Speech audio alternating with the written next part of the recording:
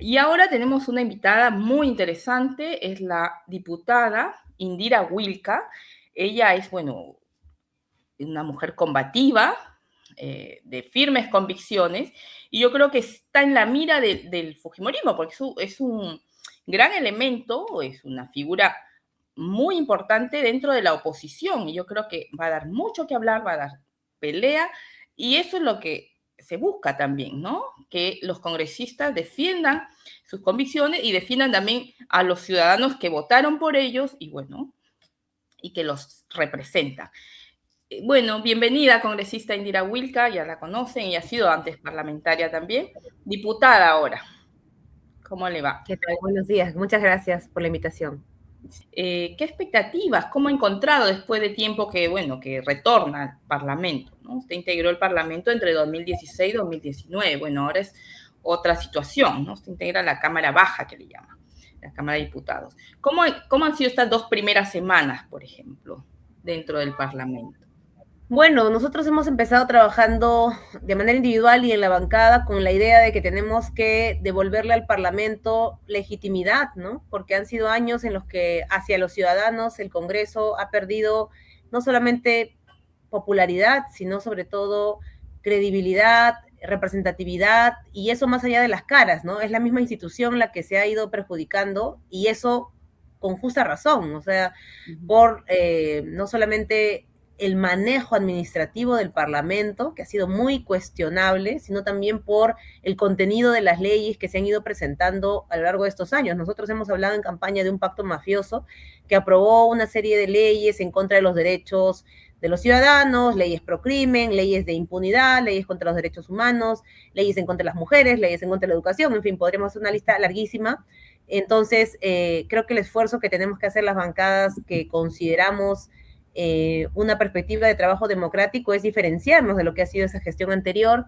Por eso yo como primer proyecto de ley además planteé una propuesta de modificación de nuestro reglamento para que sea explícito que el trabajo de los congresistas en las comisiones y los plenos tiene que ser presencial, ¿no? Ahorita, como inicio de mandato, todo el mundo está yendo de manera presencial a las comisiones, pero yo no dudo que en unos meses hayan quienes quieran excusarse en el ritmo de trabajo parlamentario para plantear que volvamos a las sesiones virtuales o semipresenciales, ¿no? Entonces eso no se puede permitir y por eso lo más sano es que eso esté establecido en nuestro reglamento, tanto en la Cámara de Senadores como de Diputados. Es un tema de las reglas de juego o las reglas de trabajo del Parlamento que tienen que estar muy claras. Ahora vayamos con el primer proyecto, que es con el que usted ha debutado y que ha pisado callos, ¿no? Y está generando incomodidad y le han saltado todos encima, ¿no? Especialmente, bueno, los representantes del Fujimorismo, entre ellos el señor Miki Torres, ¿no? Él se ha opuesto directamente, ha dicho que,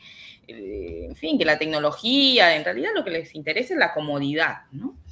Ahora, además de Miki Torres, ¿qué otras impresiones ha tenido usted de oposición a su proyecto? ¿Usted cree que va a tener éxito el proyecto de ley? ¿Va a finalmente poder hacer que los congresistas se sienten en su curule como corresponde cuando tengan que legislar o Bueno, debatir? yo espero que sí, porque la verdad es que el proyecto ha recibido mucho respaldo de los ciudadanos, porque a los ciudadanos les parece lógico que si uno es elegido en un cargo tan importante, pues haga ese trabajo de forma presencial. Ya no hay pandemia que justifique la virtualidad o algo peor incluso, ¿no? Que justifique el no dar la cara por las decisiones que uno toma, ¿no? Entonces, yo me apoyo en lo que ha sido la opinión de los ciudadanos. Ni siquiera esto debería aprobarse, ¿no? Debería ser una cosa que ya esté claramente establecida en el reglamento, porque los reglamentos del Congreso actual se aprobaron en el periodo anterior y yo, claro, los congresistas anteriores no querían poner claramente que esto fuera una obligación y ahora por eso tenemos que modificar el reglamento, hacerlo más preciso.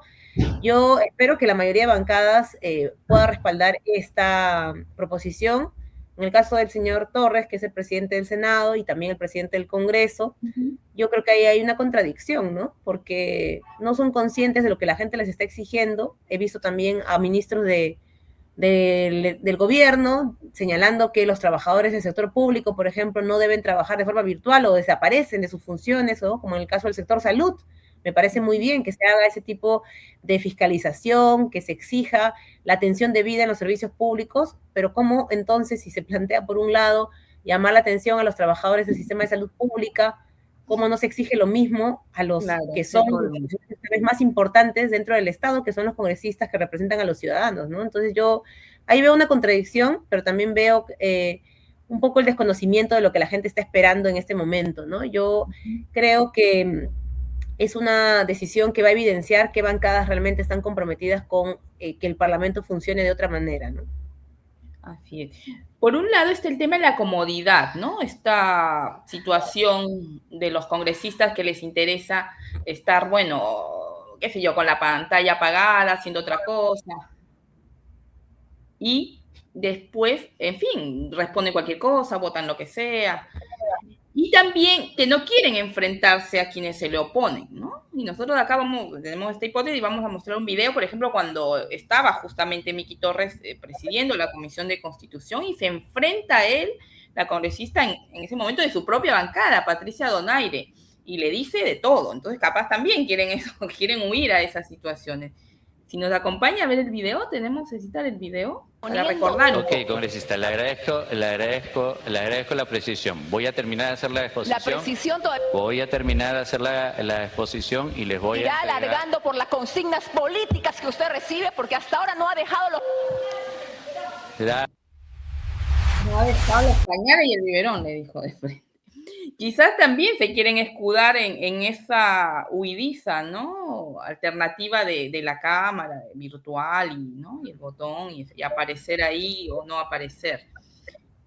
Porque acá también el Parlamento es también cuna de confrontación, ¿no? Y mientras no se falte respeto, pero también ahí surgen las ideas, el debate, ¿no? Entonces es muy frío eso de debatir desde un comodín de la pantalla de manera virtual, ¿no? Acá estamos hablando del trabajo de congresistas, ¿no? Y yo creo que es un acto de responsabilidad. No encuentro ninguna justificación para que un debate de algo tan importante como una ley se haga de manera virtual. No existe. Porque además los congresistas tienen una función exclusiva. Ni siquiera es una función a medio tiempo, ¿no? Para que tú digas hay otras cosas que hacer. La función de los congresistas es exclusiva. Las comisiones sesionan de lunes a miércoles más o menos, o jueves tal vez.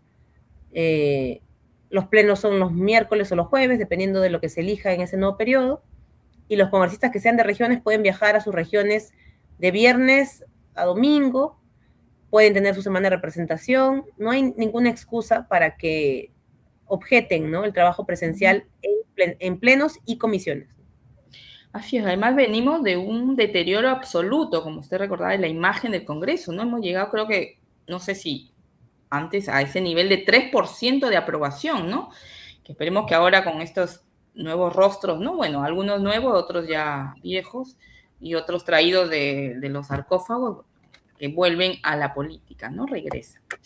Y lo otro que le quería comentar también es ha habido muchas quejas también de algunos congresistas de la oposición en cuanto a las oficinas, ¿no? Como han encontrado, algunas en malas condiciones, a otras les faltan algunos equipamientos, ¿no? En su caso, ¿está todo bien o ha ocurrido algo que vale la pena mencionar? En cuanto a la distribución. No, la verdad es que no está bien, ¿no? La verdad es que hay un tema de condiciones de trabajo. La bicameralidad se aprobó hace más de 2 años, ¿no? Porque se modificó la Constitución. Pero en términos logísticos, el Parlamento no está plenamente instalado todavía, ¿no? Obviamente uno viene a trabajar desde el primer día, estamos haciendo todo el esfuerzo en nuestro caso, en mi despacho y en mi bancada, por laborar, ¿no?, con nuestros propios medios, pero logísticamente todavía no están instaladas las oficinas, ¿no? O sea, no hay conexión a internet, no hay computadoras instaladas, no hay impresoras, no hay lo mínimo que se requiere. Yo no estoy hablando de cuestiones de lujo ni superficiales, ¿no? Estoy hablando de cuestiones mínimas para el trabajo de tanto de un congresista como del personal. Eso no está, no entiendo por qué no está. Yo estuve en el año 2016, uno juramentaba, al día siguiente era feriado, 29 de julio, el tercer día tenías que empezar a trabajar, ¿no? Y eso ahora no existe. No ¿Y eso de qué depende? ¿De la gestión anterior de Rospigliosi? Depende de la gestión anterior, por supuesto, y también depende de la gestión actual, ¿no? Pero en el caso hay una situación, pues, de responsabilidad de la gestión anterior, porque El argumento que dan es que ahora la bicameralidad ha hecho que tengan que, ¿no? Como asumir más tareas. Bueno, el Parlamento funcionaba bien hasta el periodo anterior, 130 congresistas, ¿no? Han tenido que añadir simplemente 60 oficinas nuevas, pero se han construido 2 edificios nuevos, o se han comprado 2 edificios nuevos, se ha dispuesto de un presupuesto millonario, porque esto es algo público, la prensa lo ha estado investigando en los últimos años, ¿no? Y como digo, la bicameralidad se aprobó hace más de 2 años. ¿Por qué no se ha tomado previsiones? Yo no le hablo por mí solamente, todas las bancadas están teniendo este problema. Hay edificios que siguen construyéndose, que siguen haciendo trabajos estructurales, ¿no? Hay un edificio en la avenida Bancay con Junín que sigue, el sótano sigue en obras, y los trabajadores del Congreso y los propios congresistas están trabajando ahí al lado de las obras. Incluso uno, ¿no?, denunció hace poco que se le había sustraído un artefacto de su oficina porque había trabajadores, sí, pero lo que dice no es algo falso, están trabajando todavía. Entonces yo lo que digo es, ¿cuándo empezó a hacerse realmente o tomarse las provisiones o previsiones para que esto empezara a funcionar a tiempo, ¿no? Porque recursos no faltan. El Congreso es la única entidad del Estado que aprueba su propio presupuesto. Nunca le van a faltar recursos. Personal no le falta, porque es la única entidad que ha duplicado su personal en 10 años, duplicado o triplicado, creo ya. Así es, entonces, no, son presupuestos astronómicos. La pregunta y el presupuesto, y se ha aprobado una unidad ejecutora, es decir, ¿no? Las unidades ejecutoras en el Estado son entidades, ¿no?, instancias que tienen, por ejemplo, los ministerios, que tienen que ejecutar presupuesto, o las municipalidades, para que no demore la ejecución presupuestal. En el caso del Congreso no teníamos una unidad ejecutora, se aprobó durante el proceso de bicameralidad. Esa unidad ejecutora es la responsable de ejecutar el presupuesto millonario para instalar el nuevo Parlamento, pero parece que no se ha tomado decisiones adecuadas, ¿no? Porque la situación que se ve ahorita es de desorden.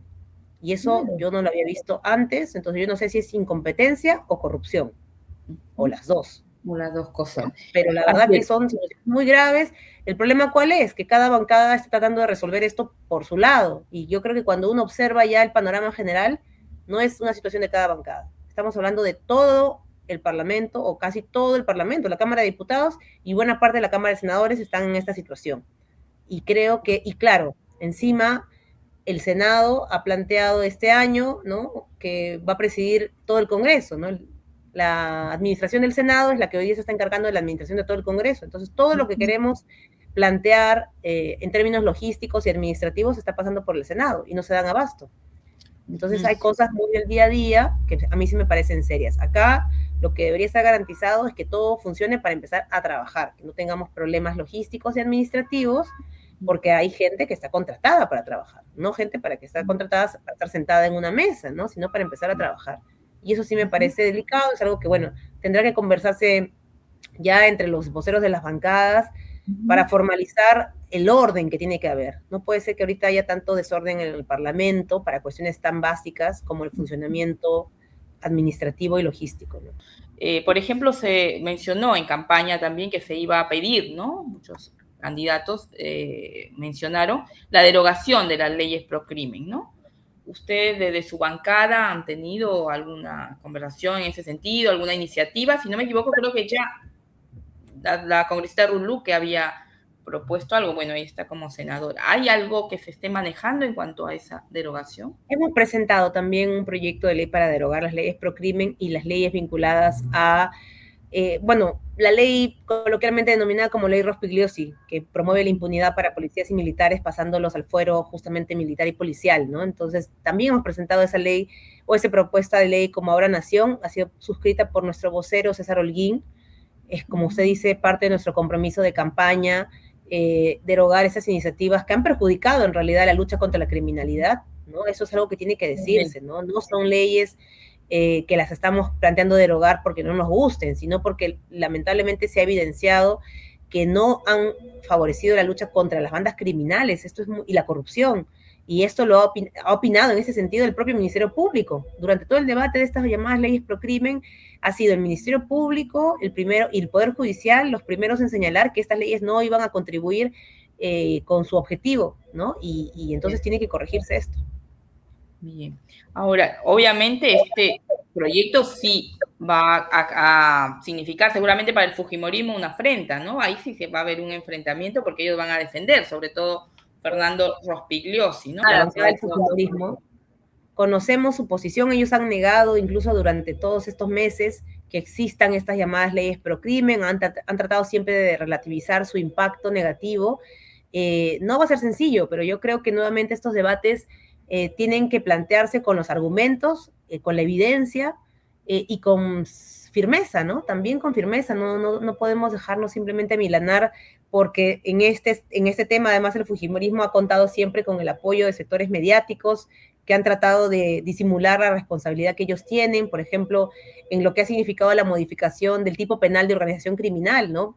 Modificando esta tipificación, han también sacado de la persecución del delito de organización criminal varios otros delitos que hoy día no pueden ser incorporados en esta categoría, han limitado el tiempo para la colaboración eficaz, han limitado el plazo para las escuchas, ¿no? De interceptación que son tan necesarias para juzgar y sentenciar a las bandas criminales.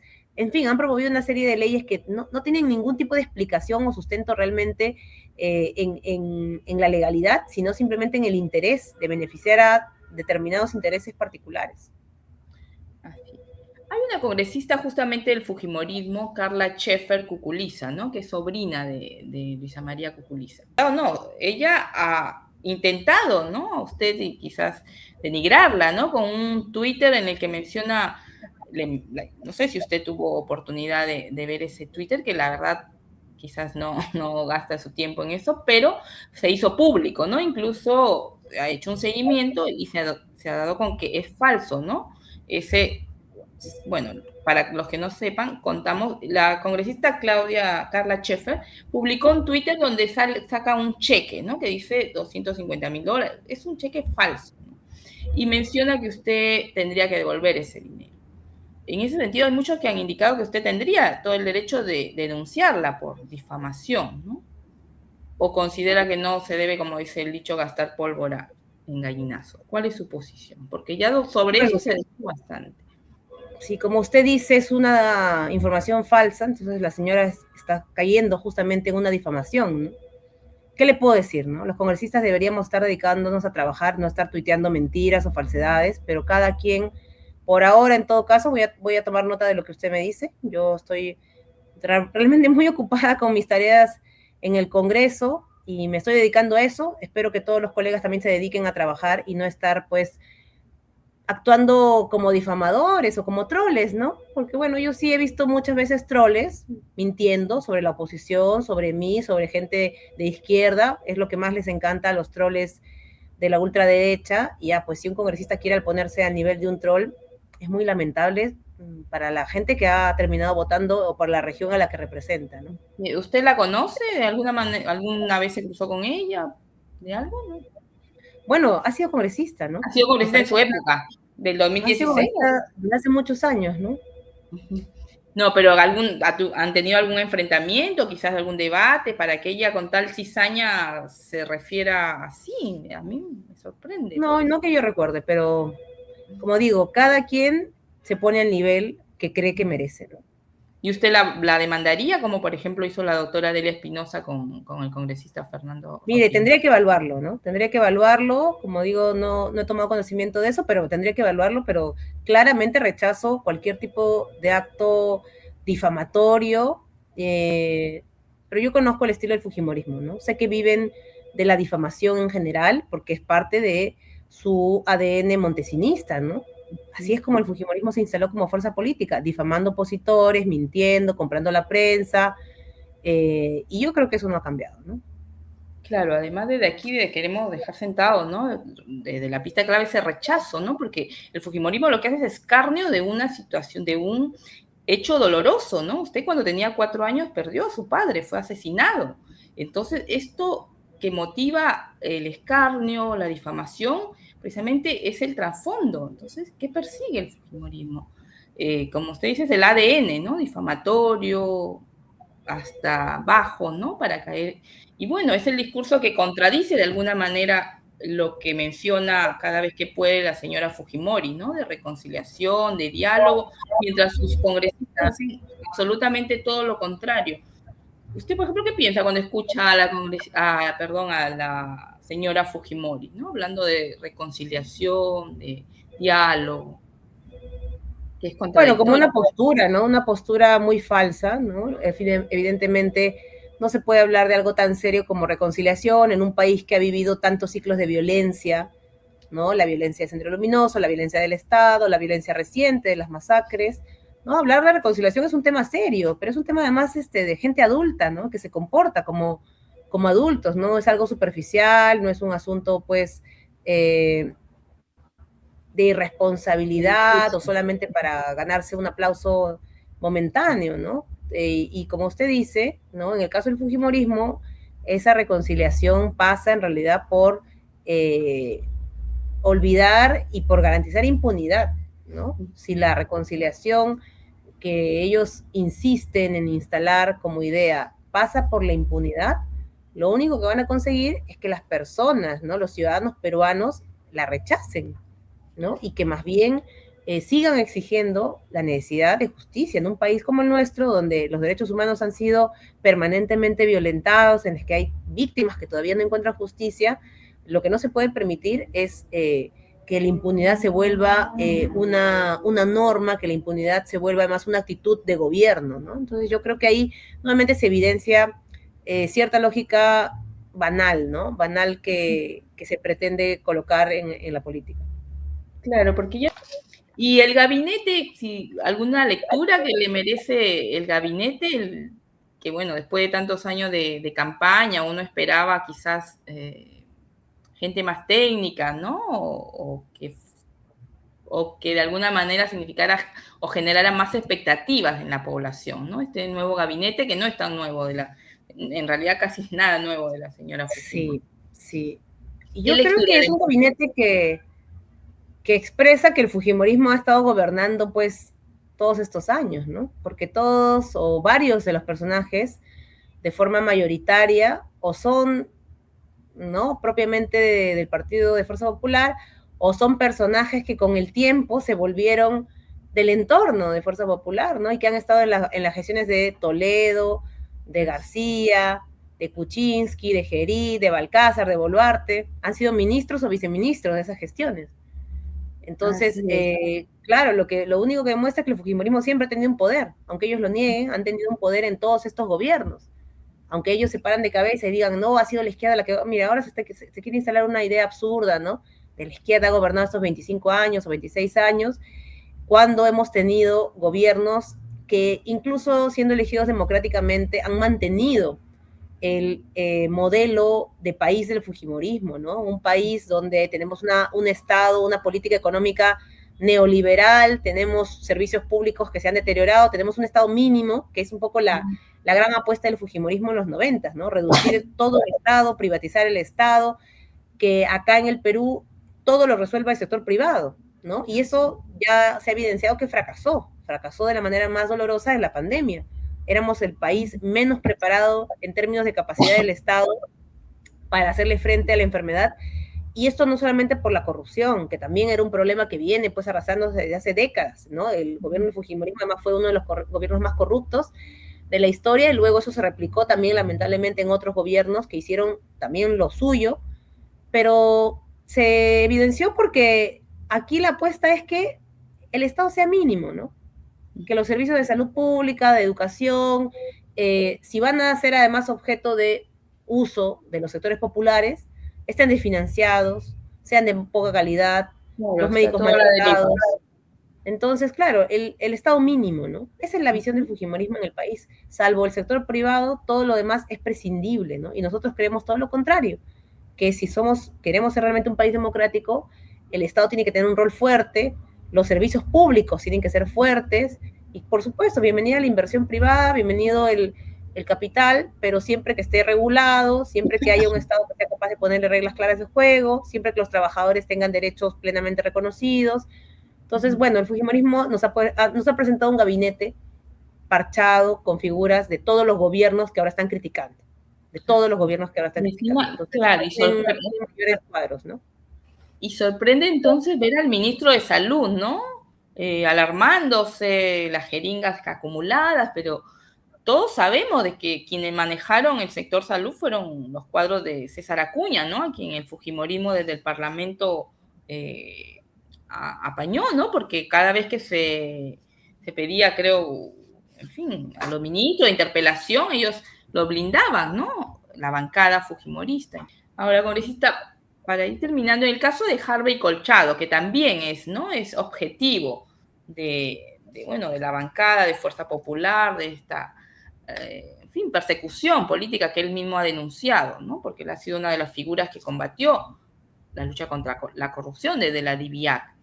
Sin embargo, bueno, su bancada lo ha respaldado, ¿no? Porque ahí ayer se generó toda una disputa, ¿no? Mientras el representante de Renovación Popular mencionó que había renunciado a integrar la Comisión de Ética, él, bueno, no había dicho, nosotros vimos el video, no había dicho eso, él puso a disposición, ¿no? de la Comisión de Ética, precisamente, su permanencia, ¿no? Pero la bancada lo ha respaldado. ¿Usted considera que es una persecución política contra Harvey Colchado esta denuncia de la Fiscalía?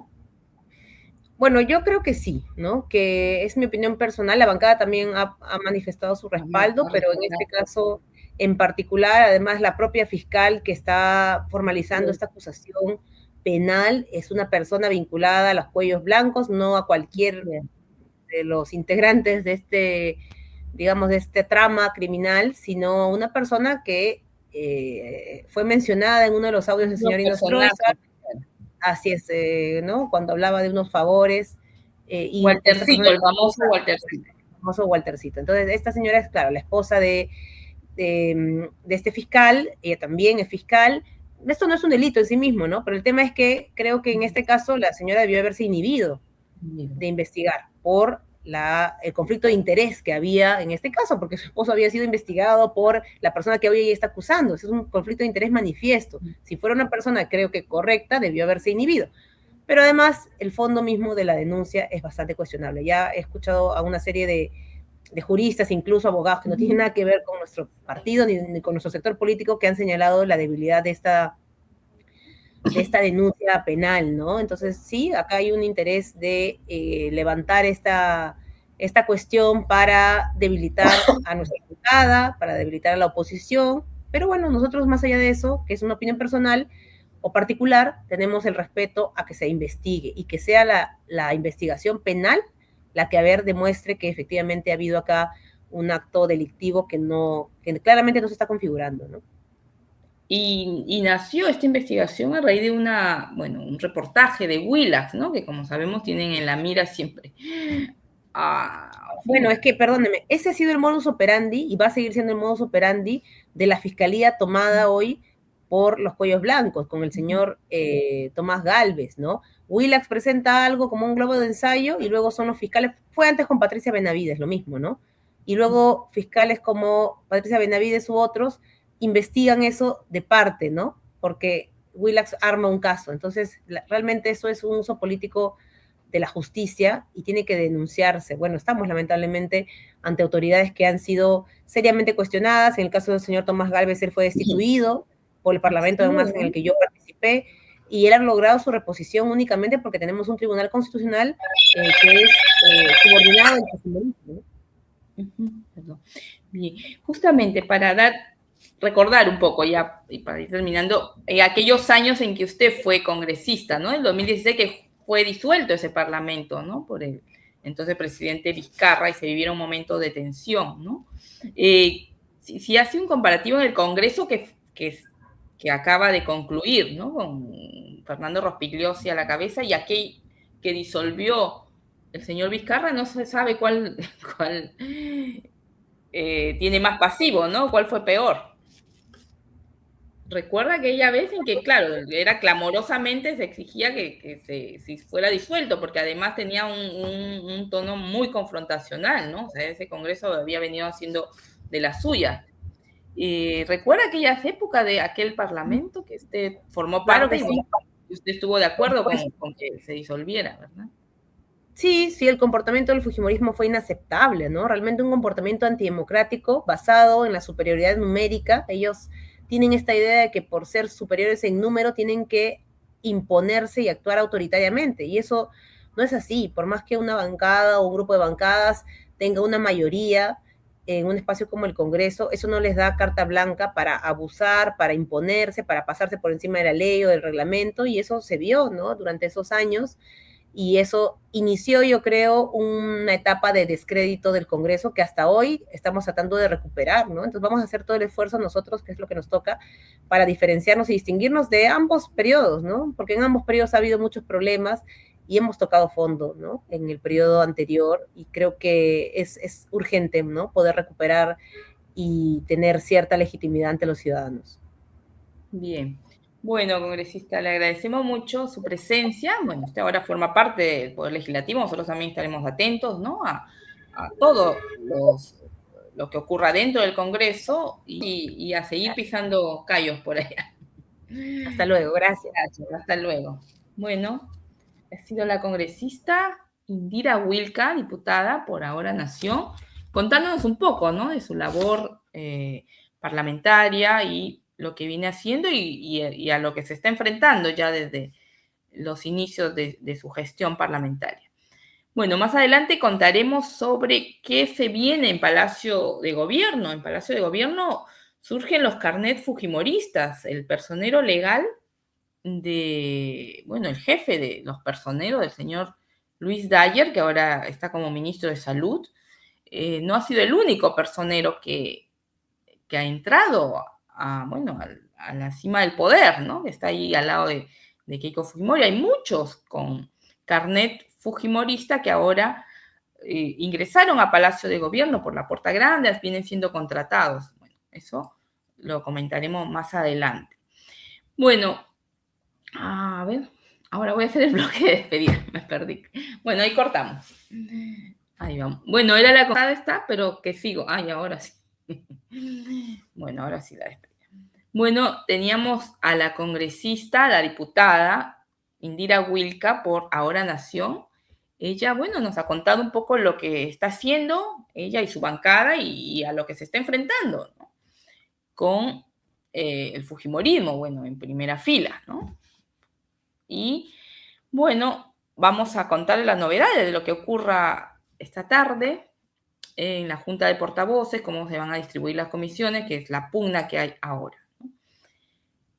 Bueno, eso es todo, amigos. Esperemos que les haya gustado la entrevista o que esperemos que comenten la entrevista, que por favor le den like, si así lo considera, y que compartan nuestros contenidos. Y ahí tienen también el Yape, si pudieran colaborar, porque hacer todo esto también implica gastos, dedicación, tiempo, entonces nos gustaría que pudieran ayudarnos a seguir haciendo periodismo independiente desde la pista clave.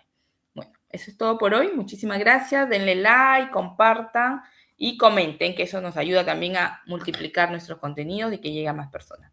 Gracias. Hasta otro episodio de La Pista Clave.